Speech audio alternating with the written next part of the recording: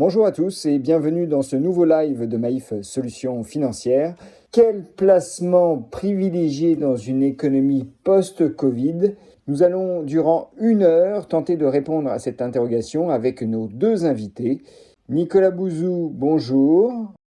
Vous êtes économiste, vous dirigez Asteres, un cabinet de conseil dans le domaine économique. Vous êtes aussi chroniqueur et essayiste. Et à ce titre, vous venez d'ailleurs de publier chez IXO Homo Sanitas, Histoire et Avenir de la santé. Avec nous également sur ce plateau, Olivier Veller. Olivier, bonjour. Bonjour. Olivier, vous êtes directeur général adjoint de Maïf Solutions Financières et vous nous donnerez des préconisations, des recommandations, des conseils en matière de placement et d'épargne dans un contexte qui reste tout de même très difficile à lire. Alors, comment va se dérouler ce live? Eh bien, pendant 40-45 minutes, je vais poser des questions à Nicolas et Olivier, mais je ne suis pas là que pour ça. Je suis également là pour relayer vos questions. Elles vont transiter par l'équipe de modération qui me les enverra. Et ces questions, je les poserai principalement à la fin, donc durant le dernier quart d'heure. Voilà, le décor est posé. Et à tout seigneur, tout honneur, eh bien, je commence par vous, Nicolas, avec une première question. Nicolas, je vous ai beaucoup écouté durant ces dernières semaines. Vous avez relayé un message très optimiste sur les ondes. Vous croyez à une sortie de crise assez pimpante, assez heureuse. Et vous envisagez même une époque qui va ressembler aux 30 Glorieuses. Alors avant que vous développiez sur les 30 Glorieuses, j'aimerais tout de même savoir si la sortie de crise économique est vraiment pour bientôt. Alors la première chose que je voudrais vous dire, c'est que nous ne sommes pas dans une crise économique classique. La crise de 2008, un grand nombre d'entre nous s'en souviennent, mais c'était pareil au fond pour la crise de 1993 pour les plus anciens, ou la crise des années 30 pour les férus d'histoire économique, ou celle de 1875. Toutes ces crises étaient des crises économiques endogènes, c'est-à-dire qu'elles trouvaient leur source dans des dysfonctionnements de l'économie, dans les dysfonctionnements du système monétaire et financier en l'occurrence. Aujourd'hui, c'est pas du tout ça. Aujourd'hui, on a une crise sanitaire qui a des conséquences économiques et sociales. Ça veut dire que la sortie de crise économique, c'est la sortie de crise sanitaire. Et la sortie de crise sanitaire, vous le savez, et si vous poussez la charité jusqu'à m'écouter de temps en temps, en effet, je ne cesse de le répéter depuis plusieurs semaines et même plusieurs mois, la sortie de crise sanitaire, c'est l'immunité collective conférée par le vaccin. Et donc, nous sortirons de la crise économique quand nous aurons suffisamment vacciné pour atteindre l'immunité collective.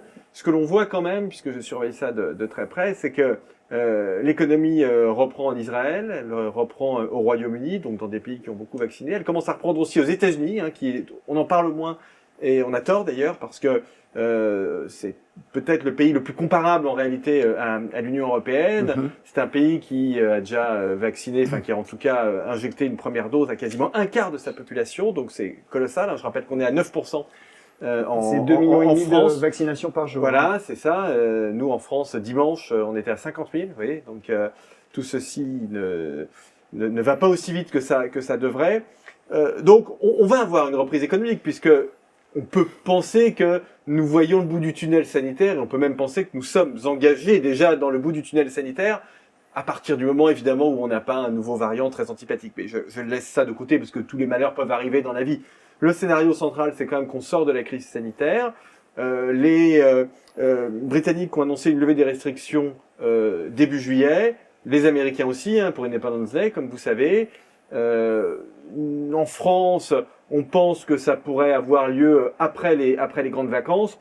Donc, on devrait avoir une reprise à peu près un trimestre après ceux qui ont vacciné plus vite. Sous réserve qu'on n'ait pas de mauvaises surprises encore sur le front sanitaire. Alors voilà, évidemment. Et évidemment, d'ailleurs, juste un tout petit mot, je rappelle que la vitesse de la vaccination, c'est pas simplement pour sortir vite de la crise, c'est aussi pour empêcher l'émergence de nouveaux variants. C'est-à-dire que le retard que la France a pris, ce que l'Union européenne et la France ont pris en matière d'acheminement de doses, d'achat de doses, d'acheminement de doses et de vaccination, c'est quelque chose, alors bien évidemment, qui se paye en nombre de morts, de malades, etc.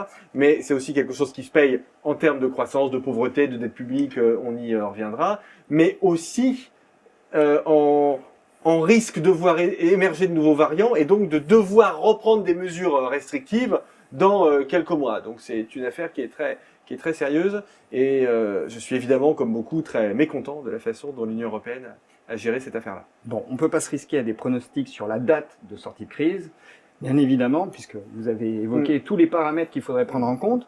Mais je reviens à cette sortie de crise que vous voyez plutôt glorieuse, puisque vous évoquez les 30 glorieuses, justement. Ouais.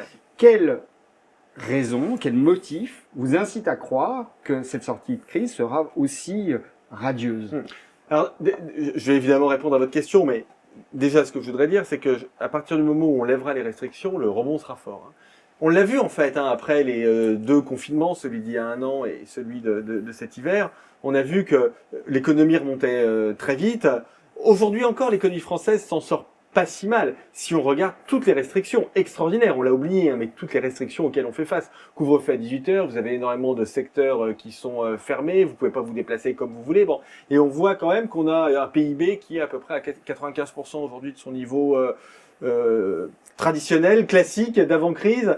Donc, il y a bien un écart, mais on n'a pas eu d'effondrement de l'économie française pour des raisons sur lesquelles on pourra revenir. Et quand on libère l'économie elle repart d'autant plus, et vous savez ça très bien à la Maïf, vous le voyez, que les Français ont accumulé beaucoup d'épargne.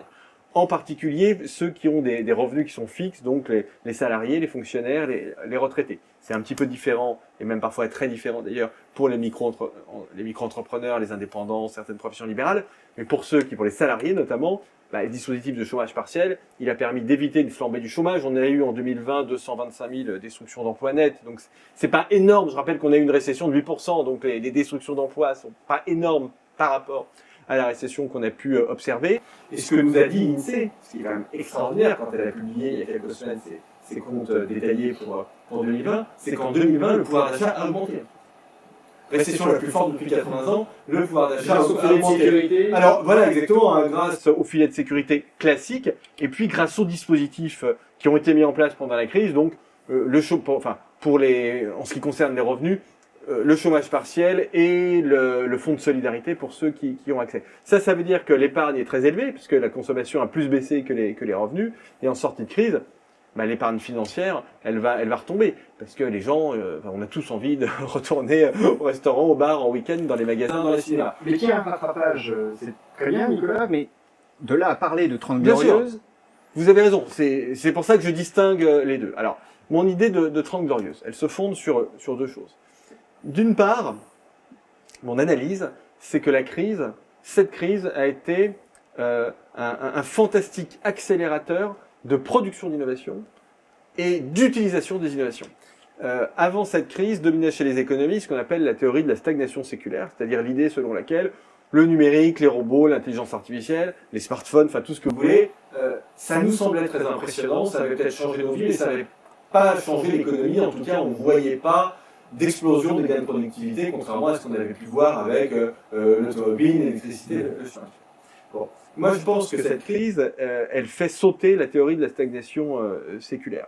Parce que, du côté de l'utilisation de ces innovations, les entreprises ont été obligées, regardez le secteur du commerce, il a été obligé de se numériser, regardez le télétravail, ça a obligé les entreprises à s'intéresser à la cybersécurité, à équiper les salariés en tablettes. Regardez le secteur financier, il a été amené à utiliser davantage d'algorithmes, d'intelligence artificielle, etc. Le taux de robotisation monte dans les usines. En France, on avait un retard de robotisation. On est en train de le combler. Et donc, je pense que cette crise, elle nous a obligés, comme elle a supprimé les relations physiques, elle nous a obligés à utiliser les dispositifs distanciels. Et les dispositifs distanciels, en fait, c'est le cœur de cette troisième révolution. Il y a une étude qui montrait que la productivité avait augmenté de 22% grâce au télétravail. Voilà, c'est une étude de l'Institut Sapiens, absolument. Mais la production d'innovation aussi s'est accélérée à la faveur de cette crise. Et là, vous avez eu la très grande gentillesse de citer mon dernier livre Homo Sanitas. Je vais prendre un exemple très concret. Je travaille beaucoup sur l'économie de la santé. Les vaccins à ARN messager. Donc les vaccins Pfizer, BioNTech et Moderna qu'on utilise beaucoup en France. Ces vaccins ARN messager, ça faisait 10 ans qu'il y avait des recherches là-dessus. Des recherches d'ailleurs pas nécessairement pour combattre les maladies infectieuses. Chez BioNTech, c'était plutôt pour des vaccins contre le cancer, mais des vaccins curatifs. Donc, vous voyez qu'on est très loin de la Covid-19. Exactement. Ce qui s'est passé, c'est que les fondateurs de BioNTech, en l'occurrence, au début de la crise, se sont dit « mais c'est quand même extraordinaire ce qu'on est en train de faire sur les cancers. Si on essayait de le faire contre les maladies infectieuses. Ils ont eu énormément d'argent, ils ont eu des fonds publics, alors pas de l'Europe, ça malheureusement, bon, mais Moderna a récupéré 1 milliard par exemple de l'État américain, et on a séquencé le génome de ce virus très tôt, et en un an, on a été capable de faire ces vaccins qui sont les vaccins les plus sûrs, les plus efficaces, avec le moins d'effets secondaires de toute l'histoire des vaccins. C'est quelque chose qui est absolument extraordinaire. Et ce que nous expliquent ces sociétés de biotechnologie, c'est que c'est très important pour elles, ça a considérablement accéléré leurs recherches dans justement les domaines des cancers, des pathologies cardiovasculaires, des maladies orphelines, de certaines maladies infectieuses. Bon. Donc là, vous voyez que vous avez un exemple très, très concret qui nous intéresse tous, d'une accélération de l'innovation à la faveur de la crise. Et donc, je pense qu'on va en effet avoir de la croissance ces prochaines années. Je pense que cette croissance, d'ailleurs, il faut aussi l'investir pour lutter contre le réchauffement climatique. Et de la même façon qu'on a investi de l'argent pour lutter contre le Covid, il va se passer un peu la même chose avec le réchauffement climatique. Et donc, les théories de la stagnation séculaire, je pense qu'on peut les faire mentir. Et si, et ça on va peut-être y venir tout à l'heure, mais si en plus, ce que je crois, on a un peu d'inflation, mais on se retrouve dans une situation qui est une situation pas très éloignée de celle de la fin des années 60, début des années 70, jusqu'au choc pétrolier, qui est une situation pas si antipathique que ça, vous en conviendrez. Alors, c'est un thème très large, celui que vous venez d'évoquer. Désolé, non, il y a plein de choses à dire. Trop, mais c'est le plaisir d'être avec vous. On pourrait débattre d'ailleurs de l'effet de la digitalisation sur l'emploi, puisque on a tout de même un grand vivier d'emploi dans les services, et c'est l'emploi non qualifié qui est souvent attaqué par la digitalisation. Donc, très juste.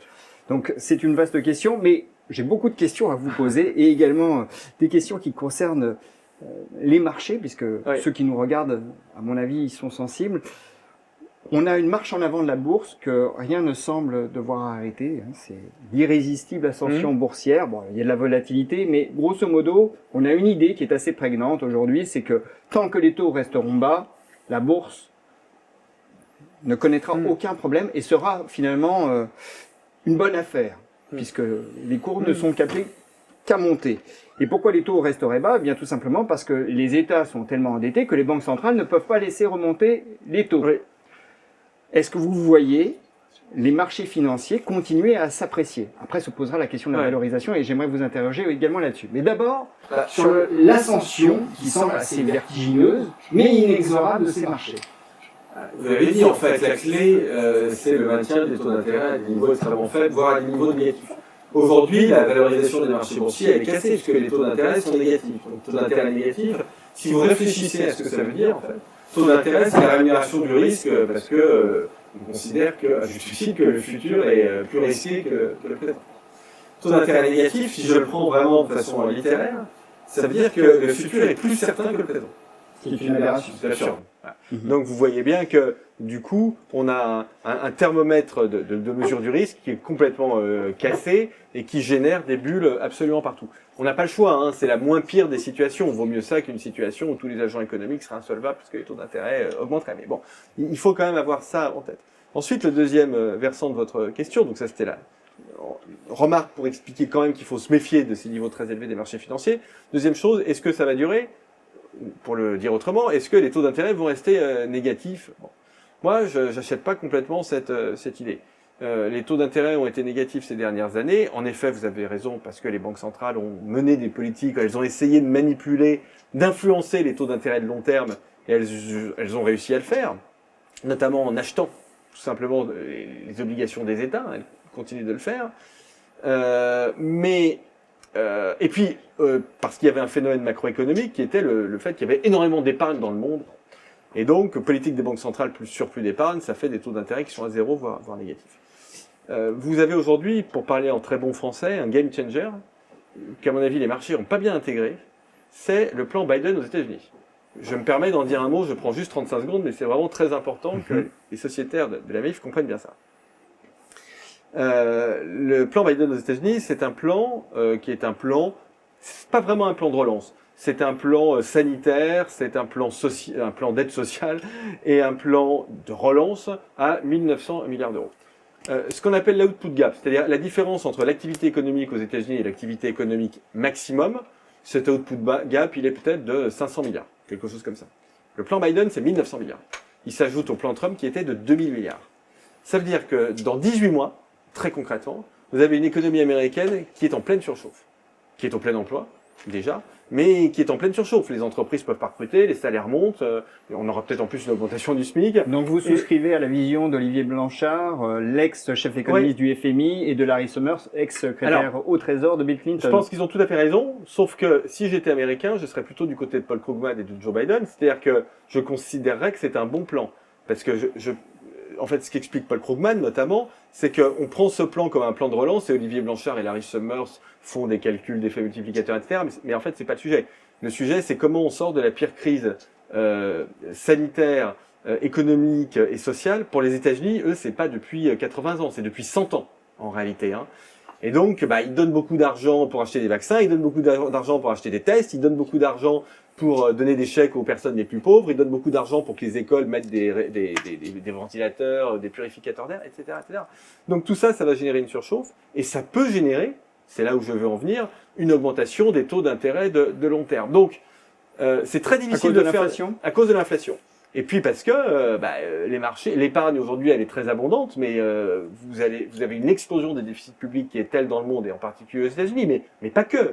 Et pas que en Europe, hein. En Chine, le déficit public en Chine, si vous le mesurez correctement, il doit être à 10-12% du PIB chinois. Donc, je peux pas vous dire, je sais que beaucoup d'économistes disent les taux d'intérêt vont rester très bas pendant très longtemps, etc. On n'en sait rien, et je préfère garder dans un coin de ma tête l'idée que le contexte macroéconomique pourrait changer plus rapidement que prévu. Moi, je rappelle quand même qu'on est dans une crise sanitaire, que la reprise, elle peut être assez brutale, qu'on a des plans de relance extraordinaires, notamment aux États-Unis, et qu'on peut se retrouver, comme je vous le disais, dans une situation du type années 60. Alors, justement, restons dans ce domaine de l'inflation. Est-ce que, si votre scénario est le bon, on risque pas d'avoir une poussée inflationniste qui prend à contre-pied les banques centrales, qui disent, bon, on va avoir des poussées, mais finalement, elles se résorberont assez facilement, et les amener finalement à perdre complètement la main sur le cycle, et donc être en retard et augmenter les taux bien plus vigoureusement que prévu, et donc faire dérailler les marchés actions. Alors, en fait, ça aussi, il faut vraiment que vous qui nous regardez, vous l'ayez en tête. Ce que dit Krugman, et je pense qu'il doit traduire en fait un peu ce que l'administration Biden a en tête, c'est que c'est pas, du point de vue américain, c'est pas très grave. C'est-à-dire que Krugman dit, il a raison du point de vue américain, moi je préfère sortir de la crise le plus vite possible, je préfère faire ralentir une économie en surchauffe plutôt que avoir plein de pauvres, plein de gens malades dans les rues. C'est ça en fait ce qu'il dit Krugman. Et je pense que le scénario que vous mettez sur la table, je pense qu'il est très crédible, mais que les Américains considèrent que c'est pas grave. C'est-à-dire que si dans 1 an et demi ou dans 2 ans, il faut augmenter les taux un peu brutalement parce qu'on aura de l'inflation, je veux dire, c'est un problème de riches en quelque sorte. Sauf que l'Europe, dans cette affaire-là, sera suiveur. Et moi, ce qui m'inquiète un peu, c'est qu'en Europe, on a des plans de relance qui sont bien, mais qui sont pas extraordinaires. On aura, comme je l'ai expliqué, on sortira de la crise plus tard. Nos taux d'intérêt sont connectés aux taux d'intérêt américains. Vous voyez un peu le truc, quoi. J'ai un peu l'impression. Si je me projette à l'horizon de 18 mois, je me dis finalement, on pourrait importer une récession des États-Unis, mais nous, sans avoir connu le boom que eux ont connu. On a la hausse des taux sans avoir eu la croissance précédente. Absolument. J'en suis pas sûr. On n'est jamais sûr. Pardonnez-moi, je suis pas quelqu'un de spécialement modeste, mais je préfère dire la vérité. Mais je pense que ce scénario, il est plausible. Il est plausible, et surtout, personne ne l'a en tête en Europe. J'aimerais qu'on aborde un autre point dont on entend beaucoup parler, en tout cas sur les marchés, et pas que, très largement, l'opinion publique s'en est aussi emparée, c'est celui de la décarbonisation de l'économie. Est-ce que la transition énergétique n'est pas elle-même porteuse de germes d'inflation, puisqu'on sait qu'elle va être très gourmande en matières premières, et notamment en métaux? Oui, là-dessus, je crois que vous mettez le doigt sur un point très important. La transition énergétique, malheureusement, c'est un coût. C'est quand même une augmentation des coûts. Et donc, il y a quelque chose qui est de nature un peu inflationniste. Mais c'est pas quelque chose qui m'inquiète énormément fondamentalement. Déjà, je suis très heureux que on s'était pas concerté, mais que vous ayez parlé de décarbonation de l'économie. Parce que, en fait, l'enjeu, c'est bien celui-là. Et en parler comme ça, c'est adopter un vocabulaire qui non seulement est très juste, mais qui est positif, parce qu'on ne parle pas de décroissance, on n'est pas dans quelque chose de punitif. L'enjeu, il est là, c'est très exactement ça, c'est décarboner l'économie. Est-ce qu'on peut décarboner l'économie? Oui, bien sûr. Je renvoie au dernier livre de Bill Gates, qui est absolument fantastique et qui fait un état des lieux des techniques qui permettent de décarboner l'économie. Et ces techniques, alors elles existent à l'état de prototype, mais elles existent, et donc il faut les développer comme on a développé les vaccins à ARN messager. Et il faut le faire par des outils de politique économique, d'incitation, du type taxe carbone, qui, on va dire la vérité, moi je suis très favorable, je suis un ardent défenseur de la taxe carbone aux frontières européennes, c'est un tout petit peu inflationniste. Enfin, à partir du moment où quand même vous taxez des importations, donc il ne faut pas mentir aux citoyens européens. Il y a un moment où forcément, même si on redistribue le produit de la taxe, bon, il y a quand même certains ménages qui vont forcément payer un peu plus.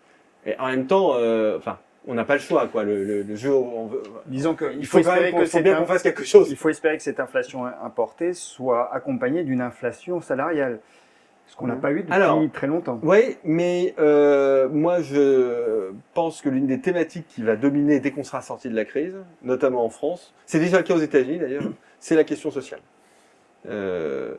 Au fond, depuis un an, on dit les premières lignes, c'est formidable, vous avez fait tenir le pays, vous avez travaillé quand nous on était en télétravail, vous faites des métiers difficiles et vous ne gagnez rien, c'est pas possible, c'est scandaleux, il faut changer ça. Et puis qu'est-ce qui a changé? Rien. On a augmenté le SMIC de 1%. Je critique pas ça. Si j'étais au gouvernement, j'aurais augmenté le SMIC de 1%, parce que si on l'augmente plus, ça fait du chômage. Donc, mais on n'a pas répondu, on a été incapable de répondre à cette demande sociale, qui, à mon avis, est l'un des sujets majeurs sur lesquels on doit réfléchir. D'ailleurs, je pense que vous, mutualistes, vous avez des choses extrêmement intéressantes à dire sur ce sujet. Comment on fait des primes, comment on fait des parts variables plus importantes et pour tout le monde, comment on fait de l'intéressement, de la participation, mais pas seulement pour les cadres, mais vraiment, en plus en France, on a des entreprises qui savent faire ça. Hein. Prenez les entreprises du BTP, par exemple, alors qui ne sont pas des mutualistes pour le coup, mais FH, Vinci, etc. Ils savent faire ça à grande échelle. Bon, je pense qu'en tout cas, là, on a un sujet absolument majeur. Et ce que je peux vous dire, ce dont je suis absolument certain en tout cas, c'est qu'en sortie de crise, pas maintenant, hein, évidemment, mais en sortie de crise, les pressions salariales sur les bas salaires, elles sont fortes. Est-ce que vous pensez qu'au niveau des politiques publiques, qui étaient très orientées sur le consommateur dans les années précédentes, c'est-à-dire faire baisser les prix au maximum pour finalement donner du pouvoir d'achat aux consommateurs, ce qui finalement les a appauvris au final, puisqu'on a délocalisé énormément, est-ce que vous pensez que les politiques publiques vont être plus orientées sur la production, la recherche de production aussi européenne, ce qui va mécaniquement augmenter les prix? Mais en fait, je pense, on le voit déjà un peu, regardez la notion de souveraineté industrielle, de souveraineté sanitaire. C'est ça, au fond, derrière ça. Alors, on le fait pas que pour des raisons économiques, d'ailleurs. Hein. Je vous prends un exemple extrêmement concret sur lequel j'ai travaillé en ce moment. On a des entreprises étrangères qui nous contactent pour faire des usines d'autotest anti-Covid-19 en France. Mais pourquoi est-ce qu'on veut faire des usines d'autotest Covid-19 en France? C'est parce qu'aujourd'hui, il y a un tel protectionnisme sur les vaccins qu'en fait, on a peur que... Donc aujourd'hui, on a besoin de vaccins, mais demain, on aura beaucoup besoin d'autotests. On va en avoir besoin pendant au moins 2-3 ans, le temps vraiment que notre problème sanitaire soit complètement réglé. On a un peu peur que les Américains ou les Britanniques refusent de nous exporter des autotests. Donc on va mettre des usines pour des raisons qui sont des raisons en fait de souveraineté, mais qui sont pas véritablement des raisons économiques. Ça veut dire que les autotests qu'on fera, ils seront plus chers que les autotests qui seraient fabriqués dans des pays à plus faible coût de main-d'œuvre, comme la Hongrie ou la Pologne. Mais typiquement, la Hongrie ou la Pologne en ce moment, même s'ils font partie de l'Union européenne, ils pourraient nous faire un sale coup et refuser de nous exporter des autotests. C'est quelque chose qui est tout à fait possible. Donc je pense que cette préoccupation de relocalisation, au fond, ou de localisation, pour des raisons économiques ou pour des raisons non économiques, à tort ou à raison d'ailleurs, on pourrait en discuter, c'est un débat en soi, mais oui, je pense très clairement, vous allez voir que la campagne présidentielle de 2022 va être très largement dominée, pour le versant économique, par ce thème de la production sur le sol européen, voire sur le sol français. Avec un coût, vous avez évidemment 1000 fois raison, pour les consommateurs. J'aimerais qu'on aborde un autre point, un autre chapitre, c'est celui de l'immobilier. Bon, on a eu une hausse du prix des actifs boursiers, mais également immobiliers, grâce aux politiques hyper accommodantes des banques centrales depuis plusieurs années. La crise a toutefois bouleversé la donne dans l'immobilier. On a le développement du télétravail, on a la crise hôtelière, hein, la grande souffrance de l'immobilier commercial, le changement des habitudes de consommation. Tout ça paraît rebattre les cartes. Est-ce que cette impression vous semble juste? Est-ce que vraiment les cartes sont rebattues profondément ou est-ce que c'est juste un épisode transitoire? Et si les cartes sont rebattues, jusqu'à quel point le marché immobilier en serait bouleversé? Je ne pense pas que les cartes soient rebattues, en fait. Je pense qu'on accélère, on intensifie des mouvements qui étaient déjà à l'œuvre. Les politiques monétaires, elles sont accommodantes depuis 2008, en fait. L'écart structurel en France entre l'offre et la demande de logement, c'est quelque chose qui a en effet 10-15 ans, il est lié à des facteurs que vous connaissez tous, la démographie, les décohabitations, etc. Bon. Mais enfin, c'est très concret. Hein. En France, nous on a fait ces études chez Asterès, quand la demande de logement augmente de 1%, l'offre augmente de 0,3%. Donc vous avez forcément des prix qui augmentent tout le temps. Des goulets d'étranglement. Ouais. Alors vous avez raison, c'est localisé en fait, hein, parce que là je parle en moyenne, mais en réalité les augmentations de prix, elles sont assez localisées. Dans l'immobilier, vous avez aussi un scénario en cas avec des endroits qui montent beaucoup et des endroits qui baissent beaucoup où les prix tendent presque vers zéro d'ailleurs, parce que la démographie elle-même tend vers zéro. La politique monétaire, l'un de ses effets les plus néfastes aujourd'hui, c'est ça. C'est l'augmentation des prix d'actifs, et notamment l'augmentation des patrimoines, et donc l'augmentation des inégalités patrimoniales. Vous savez, beaucoup de gens me disent en ce moment, mais la dette publique financée par la politique monétaire, est-ce que ça va pouvoir durer? Puis quand même, toute cette dette publique qui monte, nos enfants, ils vont devoir rembourser ça. Et je leur dis, en fait, vous inquiétez pas, j'ai pas beaucoup d'inquiétude sur le remboursement de la dette publique, je me trompe peut-être, mais j'en ai pas énormément. Le problème, c'est que vos enfants pourront pas accéder au logement. C'est ça le problème. C'est que cette politique, elle fait monter les prix du logement, elle les fait exploser. Et comme on construit pas en France, on construit beaucoup trop peu, enfin, on a des chiffres de construction qui sont catastrophiques, et on a encore moins construit en 2020 que les années précédentes où on construisait déjà pas assez, bah, du coup, les prix du logement, ils vont augmenter. Vous l'avez dit, je voudrais quand même rappeler que on a connu la récession la plus forte depuis 1942 en 2020. D'après les chiffres des notaires, les prix des logements ont augmenté de 6,5%. Vous vous rendez compte de ce que ça signifie socialement. Donc ce sujet de l'immobilier, il est absolument majeur. Là où on aura aussi des changements, j'en dis un mot vraiment en 35 secondes, c'est sur l'immobilier de bureau. C'est vraiment l'image inversée de logement. L'immobilier de bureau, il y avait déjà un peu trop de bureaux. Après la crise, il y a beaucoup trop de bureaux. Ça, c'est intéressant pour tous ceux qui souhaitent investir dans les bureaux. Alors faites attention, oui. Faites attention parce que les prix des bureaux, ils vont baisser. Parce qu'il va y avoir un peu de télétravail ces prochaines années. Un peu de télétravail, ça veut dire moins de demandes de surface de bureaux, mais plus important, ça veut peut-être dire aussi des bureaux ailleurs que là où on les a construits. Moi, je suis un peu inquiet quand je circule sur le périphérique parisien, puis on a bien le temps de regarder en plus, hein, avec notre politique de transport. Je vois des bureaux qui sortent absolument partout. Ça m'affole un peu, hein, honnêtement.